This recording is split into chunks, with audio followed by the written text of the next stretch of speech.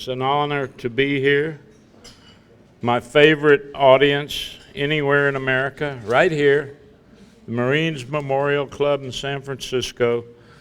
What a great bunch. I want to start by asking, this is a Vietnam Veterans Appreciation Dinner. Would all those who served in Vietnam please rise?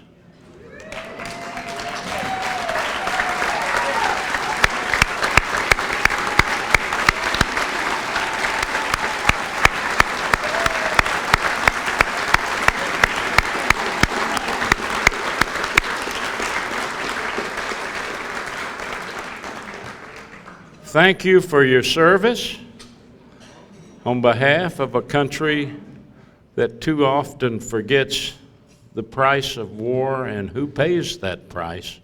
Thank you. This is one of the thank yous that you didn't get when you came home.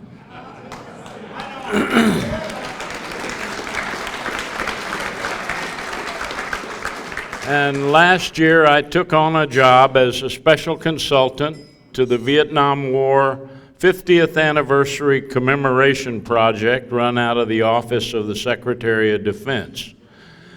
So we are cooking up one hell of a bunch of parties, parades, and celebrations starting next year and going for 10 years, as long as the war went.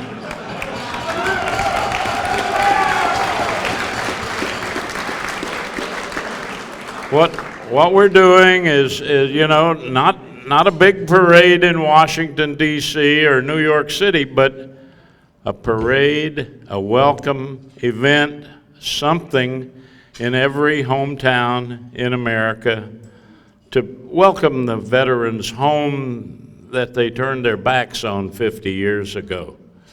So this is a project that's very close to my heart. And I'm traveling around the country doing film interviews with notable veterans of the war, that war of our youth. Unedited copy will go into the oral history project at the Library of Congress. And edited shorter versions of those interviews will be transferred to DVD and shipped out to every junior high and high school in America.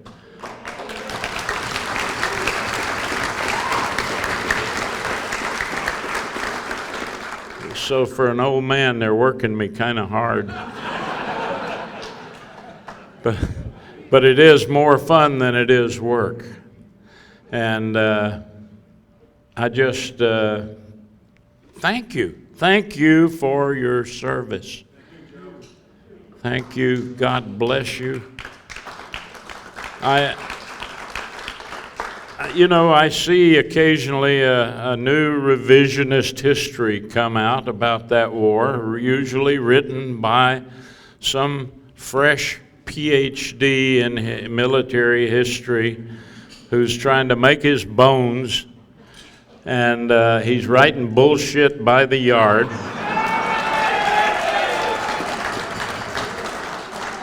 And some of the latest ones would have you believe that we were all war criminals.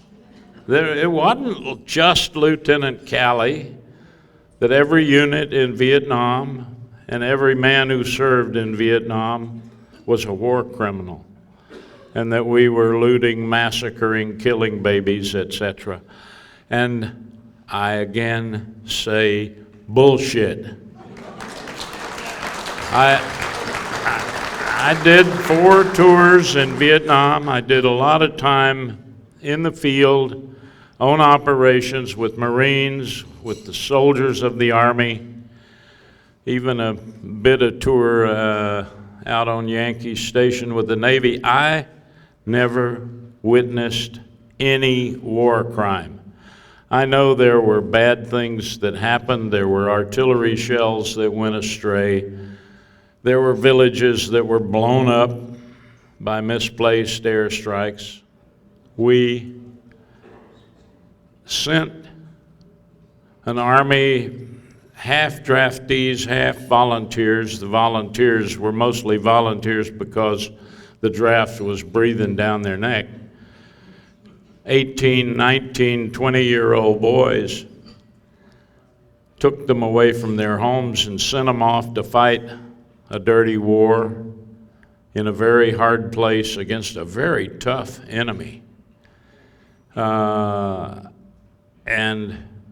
they did their best. They served honorably, most of them. They came home to no welcome, no respect, no honor, and they went to ground, a lot of them. They didn't talk about what they had done, where they had served. They weren't allowed to be proud of that service. And that's a sin. They didn't ask to go to that war. They were sent in the name of their country to fight under our flag. And they came home to no respect, no honor. And one thing, the wars that we have fought since then, whether you agree with them or not, whether you agree with the politicians that started them or not, it's okay to hate war, but you love the warrior. And the soldiers, Marines coming back from Iraq and Afghanistan have at least been treated honorably and with respect for their service, and primarily the welcome that they get is because of the guilt the country bears at the way it treated the Vietnam veterans returning from our war.